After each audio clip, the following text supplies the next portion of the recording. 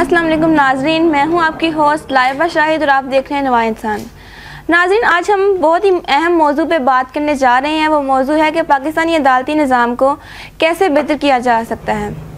नाजरीन, हज़रत अली रज़ियल्लाहु अन्हु का कौल है कि कुफर की हुकूमत तो चल सकती है लेकिन बेइंसाफ़ी की हुकूमत नहीं चल सकती। नाज़रीन, the international world justice program के मुताबिक हमारा पाकिस्तानी अदालती निज़ाम में 128 ममालिक में से कारकर्दगी के लिहाज से 120 नंबर पे आता है। नाज़रीन, हमारे पाकिस्तानी अदालती निज़ाम का शुमार दुनिया के महंगे तरीन अदालती निज़ाम में से शुमार होता है। नाज़रीन, अदालती निज़ाम का शुमार हम 128 ममालिक में से 120 नंबर पे आना एक नहायत हैरानकुन बात है।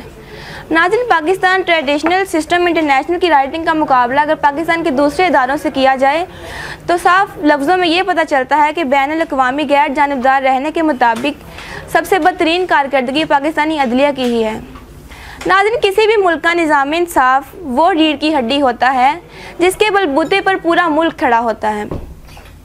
नाज़रीन, आज हम इसी मौजू पर बात करेंगे कि पाकिस्तानी निज़ाम इंसाफ को कैसे बेहतर किया जा सकता है। अंग्रेज़ के बनाए हुए बसीदा अदालती निज़ाम को कैसे बेहतर किया जा सकता है। नाज़रीन, सबसे बड़ी मुश्किल जो हमारे निज़ाम इंसाफ को दरपेश है वो है मेरिट का बदतरीन फुकदान। नाज़रीन, डॉक्टर या इंजीनियर बनने के लिए इस मुल्क में कड़ा मेरिट है और ब्यूरोक्रेसी में जाने के लिए सालों की मेहनत और CSS का मुश्किल तरीन इम्तहान पास करना पड़ता है। लेकिन जज या वकील बनने के लिए ऐसी कोई शर्त नहीं है। चाहे आपकी उम्र कबूतर उड़ाने में गुजरी हो या चाहे कुछ भी हो, आप अगर किसी जनूबी पंजाब या अंदरूनी सिंध की किसी भी गई गुजरी यूनिवर्सिटी से प्राइवेट 3rd डिवीजन में प्राइवेट BA पास कर चुके हैं तो आपको किसी भी सरकारी या प्राइवेट लॉ कॉलेज में दाखिला बासानी मिल जाएगा।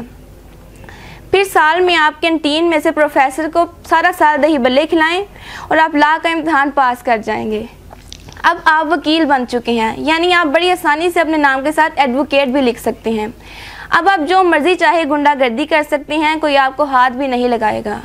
नाज़रीन, दुनिया का नालायक तरीन इंसान होने के बावजूद भी आप वकील बन चुके हैं तो आप अगर साल में अगर आप मेहनत करें, प्रैक्टिस करेंगे, साल में आपकी कोई सरकारी अप्रोच हो तो आप जज भी बन सकते हैं।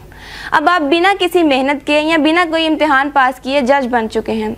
अब आपके पास खुले इख्तियारात हैं, आप हर कानून और हर अदारे से ऊपर हैं। आप किसी भी मुंतखब वज़ीर आज़म को फांसी की सज़ा सुना सकते हैं, आप किसी भी वज़ीर आज़म को मुजरिम करार दे के जेल भी भिजवा सकते हैं और फिर उसी वज़ीर आज़म पर रहम खा के उसको पाकिस्तान से बाहर भी भेज सकते हैं।